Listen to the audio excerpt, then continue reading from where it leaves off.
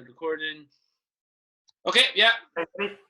Okay, welcome back to another podcast with myself and Kyle. It is time to look at our forwards, who we would take on the Lions tour if we were in charge. We did do the back, so go check that one out first of all, but then come back, obviously, to the forwards. There are a lot of interesting choices. I've seen Kyle's list, don't agree with it all, but that is what rugby's about, isn't it? Having your opinion. Kyle, first of all, mate, how are you doing? Yeah, keeping good, mate. Yeah, all fine during the lockdown, trying to stay busy and all that. Basically, I think the same stuff have been said before in all our videos. It just kind of, I don't know, it kind of feels like you're on the loop a bit in that regard, but keep it busy. This lion stuff has kept me pretty entertained and amused, to say the least. I know I've got some fairly controversial picks, not just with yourself. I'm sure people will watch it and think, what the fuck are you on, Kyle? Watching with some of my decisions. I've seen yours, and some interesting ones as well. I don't agree with a few of them, but then again, let's delve into this and see how we go, shall we? Yeah, let's do it. So we'll start with the front row first of all. Some interesting choices, and there's some obvious names that we've both gone for. The first name that's got to be in this team for me is Mako Vunipola. I know you've gone for him as well. Mm-hmm. In my opinion, probably the best in his position in the world. Yeah. What have you got to say about Mako? I think we picked him as our loose head prop in the current world team of the year. Albeit, I mean, that, you know, stuff like that changes year on year. But yeah, I mean, if he's in form and if he keeps fit, probably, the best loose head in the world. Really improved on his scrummage in the past few seasons. Probably one of the hardest working prop forwards you'll ever see. Tackles like a maniac. I mean, the amount of tackles he gets through some games is unbelievable. So, I mean, and obviously powerful in his carrying, and he's got a decent hands and feet as well for a prop. So, yeah, I mean, obvious choice there, really. Just going for him, in my view. Yeah, he is an obvious choice, probably the best in his position in the world. I'm going to stick with the England players first of all, get through them, who I've picked in the front row. Ellis Genge is next up for me. I think he's really emerged as a really exciting player. Speaks his mind, which is fantastic. We want to see that openness and honesty in rugby, because so many players are now media trained, and he's done quite a few interviews recently. I don't know if you saw the one after the Scotland. No, I thought that was brilliant, actually. I mean, obviously, at the time, I was kind of watching it. I was still gutted Scotland lost, but, you know, and then it didn't really bother me that he was just having a drink in it. But then, of course, with, you know, the internet, social media being what it is right now, you're always going to get folk that are like, you know, sort of, oh my God, you shouldn't do that. But unfortunately, the media love, because it gives the media like a field day when there's folk getting worked up on Twitter about it. So they love that kind of thing. As well. I mean, even though a lot of them are like, "Oh my God, he did this," but you know, they'll be loving it because they know the reaction it's going to get from some folk. But again, I just think grow up. He's just having a few drinks, doing an interview. It's like, you know. And so often, so many fans are calling out for players to relate more to fans anyway. And there's this one guy who's generally trying, and yet people aren't happy about it. Yeah, you can't win. No, you can't win. I mean, so many people are so contradictory in like what they want to say. Players have to be this, but we want to be more relatable. It's like in, like, you know, football, for example. It's like, you know, sort of, players are boring in the media, but if they say or do this that's a bit outside of it, then it's like, you know, oh my God. So, you know, make up your mind. Exactly, yeah. But on the pitch, I think he's a class player. I think he's really developed over the past year and a half or so, especially for England, really become.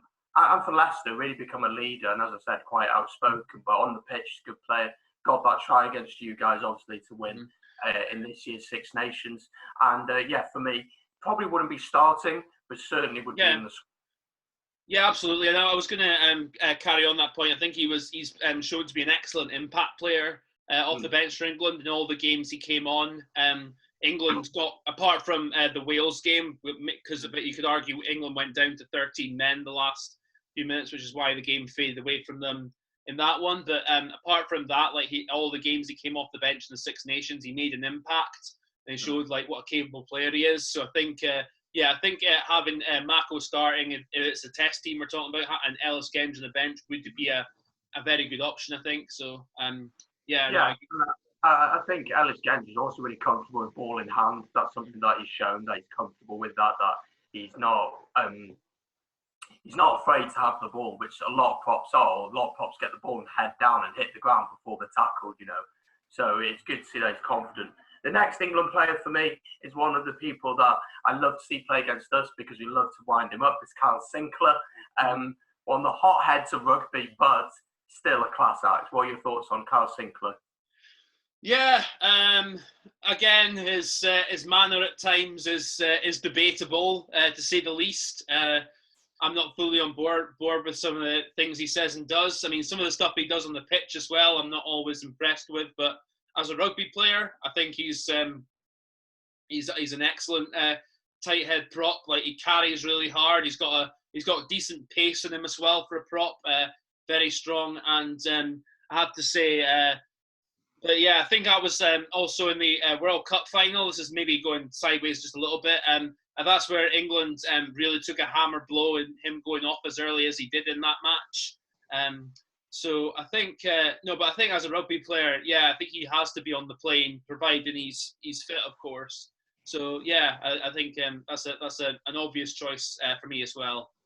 Yeah, and as you said, brilliant play on the pitch. Sometimes his lack of self-control, and maybe he gets a little bit pissed off with other players, and that's something that you do have to take into account, because can you risk putting a player onto the pitch who maybe is going to get himself sent off with sim? Yeah, well, a lot of it depends on how you use it. Like, you might again, like, I mean, I'm not saying like it's something I condone, but there's sometimes it happens like in rugby fields where there's a bit of a scuffle up or a bit of a thing, and then it can rattle oppositions, even if it's doesn't necessarily break the law. I mean, that's that can happen. I mean, it's so, and that's where, like, Sinclair, he seems to get wound up, and he winds other players up as well. Which, again, this is all about perspective and how you look at it. I think. I mean, I'm not one to condone it, but there's others who say that to get under opponent's skin, you have to act in certain ways. I mean, I'm not saying I'm in favour of it, but sometimes like having that sort of character on the pitch,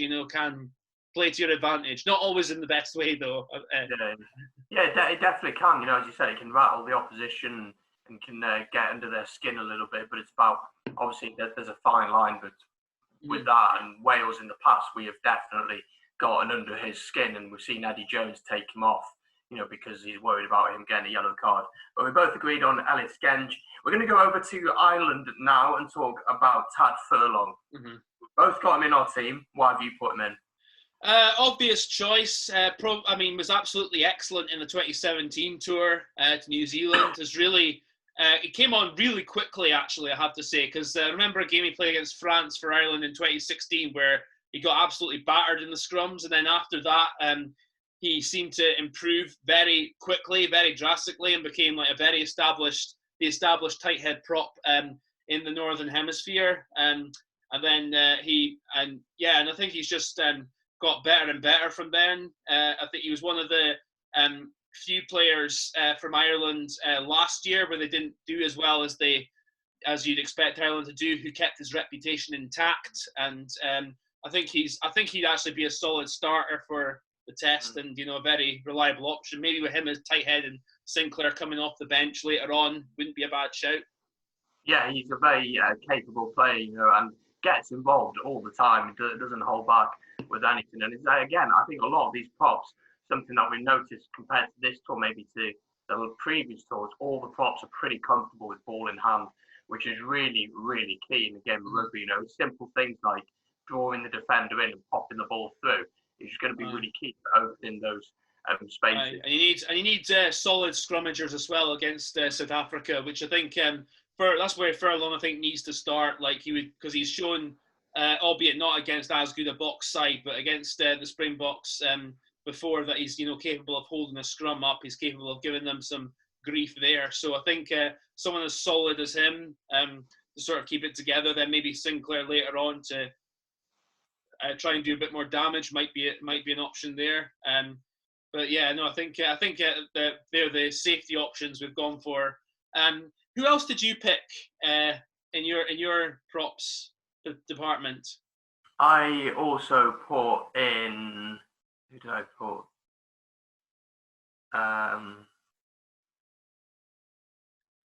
Because I think it's no, fair. no, that was it. That's all I put in. You only taken four. You only taken 4 in your tour. I couldn't think of the problem was that Wales, for instance, for us, we don't have anyone who's really standing out at the minute. I don't feel like Rob Evans is there. Samson Lee certainly not. Dylan Lewis.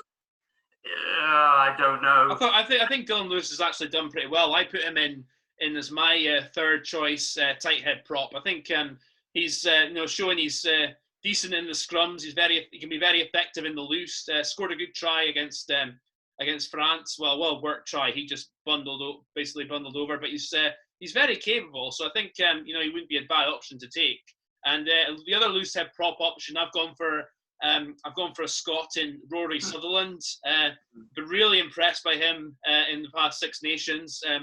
He's shown he's a very, very capable scrummager. I mean, from being like third choice at Edinburgh, he's gone into the Scotland team, and he's done very well. And I think he's proved himself. I mean, that's just going on form, though. It might be different next year. But I mean, I've gone for my other 2 choices. I've gone for, as I said, Dylan Lewis and Rory Sutherland as my third choice loose season tighty props. So I can definitely see the argument for both. I think both players have shown promise, but are they Lions quality yet? It's tough because I honestly don't feel as if there's that many props really standing out at the minute, except for English ones, really. Okay. As I said, in Wales, we are really struggling in the front row. Our scrum over the Six Nations was awful. It was shockingly bad. And I would not be comfortable scrummaging possibly against the best scrum in the world against South Africa, taking these props. I agree with you on the loose head side, because I think Wyn Jones hasn't done. I mean, I was quite impressed with a lot of areas of his game when he first came into the side, but I thought he was showing up a bit in that World Cup semi-final. The time he played in that one, and also the Six Nations, he's not really come on from there either. So yeah, I think I agree there. But I mean, I think Lewis deserves a shout right now. But again, in a year's time, it might be different. So yeah. I think he definitely deserves a mention. Let's move on to the hookers now. We've actually got one player that we disagree on. I know we disagree on one of them. I'm going to put his case forward, and then you can argue again. Ken Owens. I know he's had a bad Six Nations, okay? He had a bad Six Nations. His line-out distribution was pretty bad. But I think you have to take him for a few reasons. Number one, he's a hell of an experienced player. He's a real leader on the pitch. He's captain for Scarlets. He's captained Wales a little bit as well. And I just think he's going through a little bit of a blip because Wales are going through this transition. It's very different to what we're used to. I know Ken Owens played at a pivot, but the whole team is going from playing this way under Gatland to playing this way under Pivac, which basically gives you freedom to express yourself, which under Gatland maybe was lacking that little bit. I think you have to take Ken Owens because of his experience. I think he may not start. I wouldn't start him, but I think you've got to take him. Okay, no, I didn't pick him because I was mainly just thinking about how, by his standards, poor he's been at the Six Nations, and even at the World Cup, I didn't think he was as good as we know he can be. So, I mean, I just went on form really, and also I might be sounding contradictory here because I went a bit on form, like been leaving Ken Owens out, but also I went with Stuart McInally, who his line-out throwing has been 50-50 at best, but I think McInally is quicker around the field than Owens is, and he can offer a little bit more in the loose. And I think sort of against South Africa, that could be possibly more effective. I also went for Ronan Kelleher, the Irish reserve hooker, who is a young lad, still only 22, but he's come on really well with Leinster. I think he actually showed when he came off the bench in the Ireland games that he is a very, very good player. Still got some learning to do, you could say, but I think give him a year or so, I think he'll be a very good player, and he could be a very effective bench option, in my opinion. So I've gone for Kelleher, McInally, and I think we both agree on Jamie George as the third one there. Yeah, Jamie George 100% has to be in there. He's probably the best hooker that is available at the minute. Powerful, very good line out, always good at the back of the maul, controlling that. And England use that very, very effectively. And South Africa will use that because South Africa used it so well in the World Cup as well. Kelleher's an interesting one. He's very young. But yet again, I just don't feel as if there are that many quality hookers. Yeah, I'm agreeing with you there. I think when I was looking through mine, I was trying to think, apart from Jamie George, who's really standing out. I mean, I've maybe been a bit biased in picking McInally, but apart from that, there was no real ones I thought stand out. I mean, I just went Ronan Kelleher because I looked at him and thought, this kid's got a lot of potential, and I think he can be a very good player. So, I mean, whether it's this time with the Lions, I mean, who knows? Like, a lot can happen in a year, but I've gone for him. Did you go for a third choice outside of Owens and George? I would have gone for Kelleher as well. I was really struggling to think of anyone. Elliot D has shown promise, but yet again, he's not starting for Wales. He's not. He does start for the Dragons, but the Dragons aren't at the quality of Leinster, obviously. So you want to take the best of the rest, really. So I'm happy to go with Kelleher on that one. Let's move on to the locks. The obvious choice, Itoje, straight away. Thoughts on Itoje?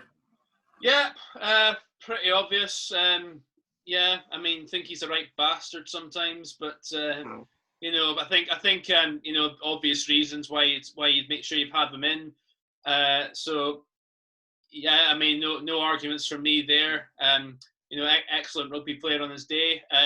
The other obvious choice, which I know you're going to 100%, 120% agree on, even though he'll be 35 at the time and probably going on one leg, but he'll still be a quality player anyway. Mr. Alan Wynne-Jones. Yeah, definitely. Alan Wynne. Everyone bowed down to him and kissed his feet and all that kind of thing. He is. I actually got into a debate with someone on the last podcast that we did. Not the last one, the one before where we did on World 15. I got quite a bit of grief from an Irishman who was very unhappy that I picked Alan Wynne in the team over Itoje. But Alan Wynne for me I think he's got better with age, first of all. I think he's an incredible leader on the pitch. He's always in the right place at the right time. He's always involved. He always speaks to the ref really, really well. And to have someone who maybe it's 20 points all, it's the 87th minute, something's happened at a breakdown, you need someone to say something, he will say the right thing. He will have the right word in the ref's ear. And I know it's not part of the game that we love. It's not part of the game that we want to see, but it is part of the game. That's the main thing. I also think his play in general is really, really good. I think the amount of tackles that he puts in as well is incredible for a guy of his age. Against, who was it? Was it against England or maybe Ireland when he put in like a ridiculous shift? Yeah. So for me, he's just an incredible player. And I just can't stop smiling about him. I'm in agreement. And I think, you'll fully agree with me as well, but I would have him as tour captain. Because he reminds me a lot of. I mean, he'll be 35. Willie John McBride, the great Willie John McBride, was 34 in 1974 Lions tour that went to South Africa and won fairly comfortably there. Regarded by some as the best Lions squad ever. Many actually, not some. And I think like Alan Wynne-Jones about the same age as him. He's coming into his own there. I think. Providing he stays fit, of course, that's a big thing. I think, he just has a presence about him on the field that just makes you think like, I want him as my captain, I want him on my team, and makes oppositions kind of think, we've got to play against this guy, like up front, like, he's always going to be there, like every breakdown, just like, oh God, can he just go?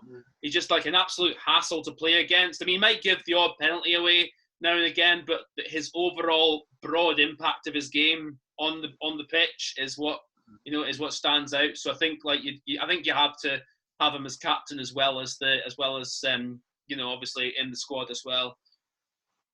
Yeah, for sure. Next up, I've gone for Jake Ball. You haven't put Jake Ball in your team. Now, No. the reason I've gone for him, I think, for a couple of reasons. I think in the line out, he's an incredible option. He's shown that. And he's just such a powerful ball carrier. He will get over the gain line.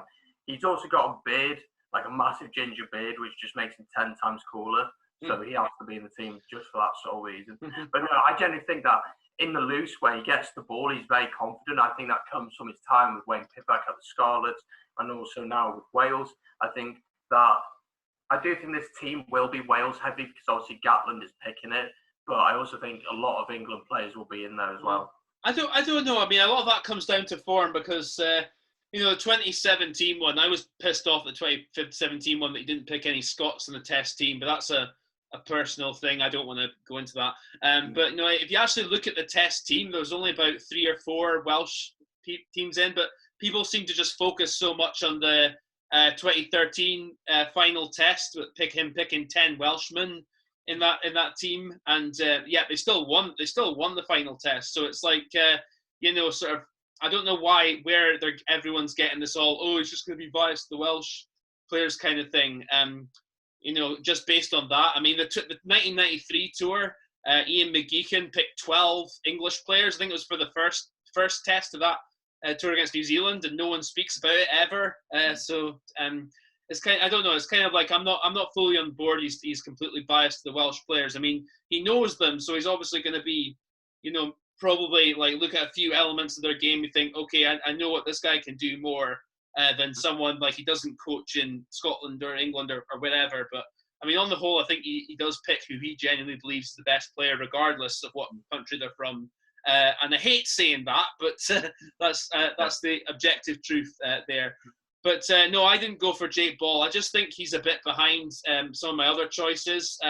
I certainly wouldn't pick him over James Ryan or Ian Henderson, 2 Irish guys who I've picked both of them in my squad. I think James Ryan's proven past a couple of years he's an excellent second row. He's developing into a world-class second row. I think he's someone you definitely want on the plane. Ian Henderson, I'm a big Ian Henderson fan. I think he's excellent at the line out and about the pitch. He makes a nuisance of himself. I think that was a big loss for Ireland in their game against England at the Six Nations when he, for family reasons, wasn't able to play in that match and he missed out. And that was a big blow to the Irish that day.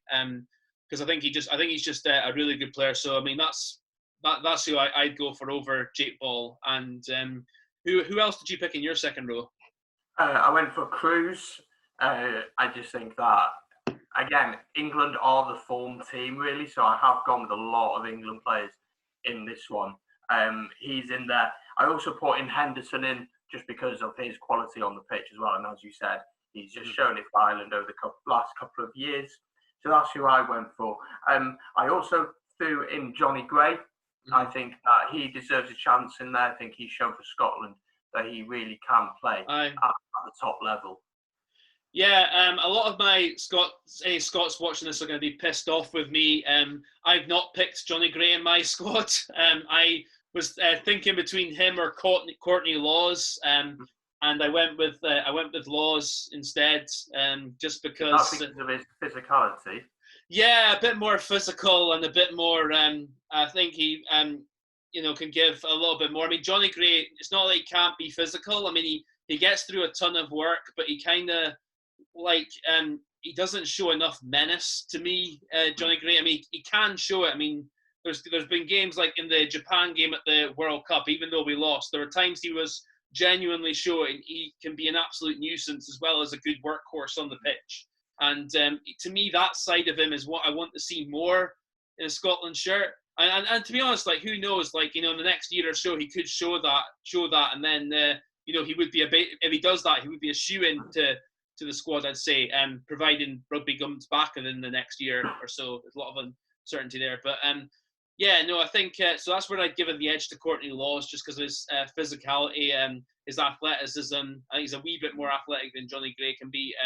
The fact he can be a little bit more of a menace if needed on the pitch. So that's my choice there. sorry to my fellow Scots for leaving out good old Johnny. But traitor, call yourself a Scotsman, Englishman. I can definitely see the argument for Courtney Lawes. I think he does offer that physicality. I think he's a fantastic option, and maybe I'd put him in over Jake Ball, maybe. Oh, are you keeping Jake Ball in your one? And I don't know, man. You can pick both. It's yeah, I'll take both. I'll take both. I ain't taking an Englishman over a Welshman. Never. Yeah, never. You're not taking James Ryan then. I've gone. You with can Henderson. say no. You can say no. I've gone with Henderson over James Ryan, but I think that combination of having players who are physical but also comfortable on the ball is really, really important, because then you can play two different styles on the pitch, and the box are going to be physical. So if you can't match them physically, you've got to go around it a different way. You've got to have different options. Okay, two more Englishmen, Curry and Underhill. Perfect combination. We're on to the back row now. The back row, sorry, I forgot someone. Okay. Who did you pick in the back row? Okay, I went from Tom Curry and Sam Underhill as well. Just excellent players. Good, got it all basically. Underhill a wee bit more physical. I think Curry a little bit more athletic. I think that they're obvious choices in there. I think they're going to be in there, providing again fitness. Would they be the starting back row? That could be for another video, but I certainly would have them in the squad. Yeah. Yeah, absolutely agree. I think both of them have shown that they are probably the best in their positions in this possible team. Another guy I went for, Aaron Wainwright. You went for him as well. I just think this is going to be special, generally. I think that if he can keep fit, if he can keep playing, he's at the Dragons, which is a really exciting project. They got a lot of good players coming through.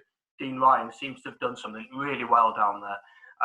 He's really, really exciting, and Gatland has praised him to the roofs. You know what I mean? He's just such an exciting player.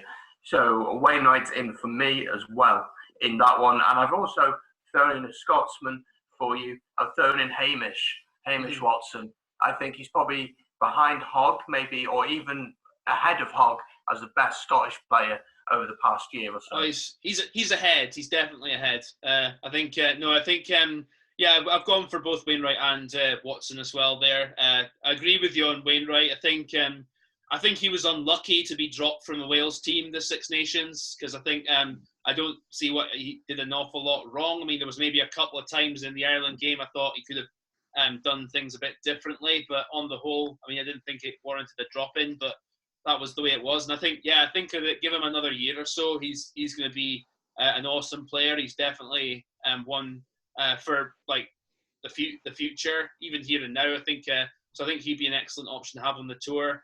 Hamish Watson, obviously, as a Scotsman, I'm going to agree with you. I think he's just got it all, and I think against the likes of the Springboks, where there's like a lot of physical players, Hamish Watson can be physical, but he can also be very nifty because he's quite a shortish in stature. He has the ability to sort of get under like those, because the South African pack, they're all massive monsters, and to have someone who's maybe a bit smaller and can step and maybe jink his way around them, I think could be fairly effective. It gives them sort of a different look in compared to the other back rowers. That's where I think Hamish Watson would be an excellent option, because he does give a slightly different look with the ball to the other back rowers you could pick. And also, of course, his ability at the breakdown as well is second to none, in my opinion, up there with anyone in the world. So, I think an obvious choice there. Who else did you go for? You went for... I went for Tipuric, but you didn't go for him. So I'm eager. I'm all in. Tell me, mate. Tell me.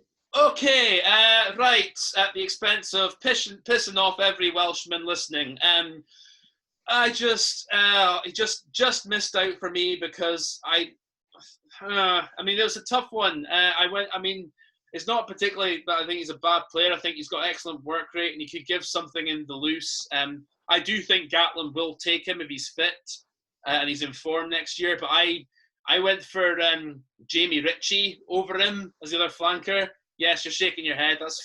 That's totally fine, but I'm standing my convictions here. I just think Jamie Ritchie is a player who is on the up. He reminds me a lot of Richard Hill in how he plays the game. He does a lot of the unseen work, a lot of the stuff that maybe your average fan doesn't find that glamorous, but those who really understand the game knows that it's important for the team to perform properly. And I thought against France, his performance that match where he was man of the match was absolutely outstanding. He was just everywhere. He was tackling at the breakdown. He's making a huge impact, and he's just shown a real maturity and a real improvement in the past year or so. Because I think when he first really started getting into the Scotland team, he was doing like okay. He was like making himself impact the work. He was just like lacking that gruff edge, I thought. But now he's and technically, I think he could have been a bit better. But now I think that's really coming on in his game, and I think within the next year he's going to be an excellent player. So that's why I'd pick him over Tipperick. But just it's a close one. It was a tight one. It was a very tight one. I'm sorry, but you've got but also you've got three other number sevens there as well, and like Curry can play 7, Underhill can play 7. Watson can play 7. Ritchie can play 6 and 7. Wayne Rice could probably do his job at 7 as well. Yeah. So that's where because I thought more of okay, I've got 3 or 4 players who can play 7 here. I'm going to go one that's a bit more of a 6. Although he can play 7, I think Ritchie's better as a 6 now. So that's where I went. That's why I went for him. So sorry to your Welsh comrades and yourself. No, I can definitely see both sides of the argument. I personally would go with Tipperick, but probably because my eyes are more on Tipperick, if you get what I'm saying, because I see more of him. And obviously at the Ospreys, he's had a terrible year at the Ospreys. Anyone the Ospreys has had a terrible year. When you're losing against the Southern Kings at home by 20 points, then something's wrong. But if possible, I would take them both, but I'd definitely pick Tipperick over him. Okay, that's fair. That's fair enough. I would go for Ritchie. So there you go. I mean, we could talk again another year and see where we're at. But let's move on to the number 8. The most obvious guy is Billy Vunipola. Absolute ball-carrying machine. Probably the best 8 in the world, dare I say, for me. Maybe Dwayne Vermeulen, maybe gets a mention in there. But yeah, Billy Vunipola in just such a powerful play against the box. He's going to be physical. It's going to be a hard, brutal game. He's going to be key to peeling off the back of the scrum, smashing in to Faf de Klerk and showing him who's boss. Yeah, I'm a bit. I would take Billy definitely because of what he can do, but in my opinion, he's a bit too one-dimensional. Like what he's going to do. No, he's not effective at it. But also, I would take him in the squad, but I'm not sure if I would have him in the test team. And I'm just thinking back to the World Cup final there. Granted, that was entirely his fault. Why he didn't make the big impact he did, but he was just very quiet that game, and he just didn't. When he did, by his standards, I know there's some stat he was the top forward tackler, a top carrier, but even his carries that game, he didn't make the dents of the impacts that you'd expect him to make, and he was just smashed backwards a couple of times. So I'm just thinking on that front. I'm not sure, because I just think he's a bit too predictable in terms of knows what he would do, but I would have him in the squad, like say. You'll be happy with my other choice for number 8, Faletau. What is the pronunciation of his first name now? I know it's not Toby anymore. It's Talupe. Talupe, pardon me. Beg your pardon. But no, I would have him as well. Just if he's fit, of course. This is a big if, because it's proven the past couple of years he's struggled to stay fit for more than 5 minutes. So I would say, but no, if he's on form and if he's fit, I would definitely take him. And in 2017 tour, I thought he was awesome as well. So yeah, I think he's the other obvious choice. I agree with you both.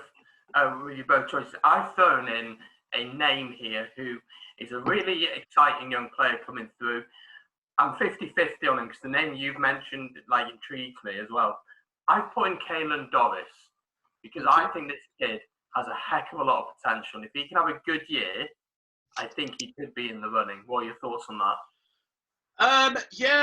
Form and fitness, I think I'm not sure about Doris, yeah, it's a hard one because I do think he has a lot of talent and a lot of potential, and he's showing that at Leinster. He showed that at the Six Nations with Ireland. But I think just in terms of ability and experience, a bit more experience, I've gone for CJ Stander as my other choice at 8 because I just think he's got it all in his day. As well as being an excellent carrier, good workhorse. He's excellent over the ball as well at the breakdown.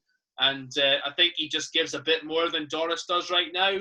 I mean, maybe, in the future, I think Doris is definitely one for the future and he's got a lot of talent, but I just would go for, at the moment, I would go for CJ Stander. Okay. I can definitely see that. I probably would go with Stander, but I just think Caelan Doris is someone really interesting to watch over the next year, see how he develops, see what he can do. There's one player that we haven't mentioned that I've just completely forgotten about and remembered. Josh Navidi. Oh, yeah. Just unlucky. Yeah, it's a tough one. I think you can, pick, I don't know, you just, I think, sort of, we tried to limit this to about 40, give or take either side of 40, one or two spots. But I think, sort of, there's so many names you could throw in elsewhere. Navidi, not a bad shout. I just behind the ones we mentioned, I'd say slightly though. So I'd say he's just a little bit unlucky. Yeah, definitely unlucky to miss out. I was thinking about him as well, but just the quality that we've got already. I don't know if you necessarily need him in this squad. Over the ball, he's fantastic and his tackling is brilliant, but how much does he truly offer in the loose? Mm-hmm. That is another question. Well, we've agreed on. Go on.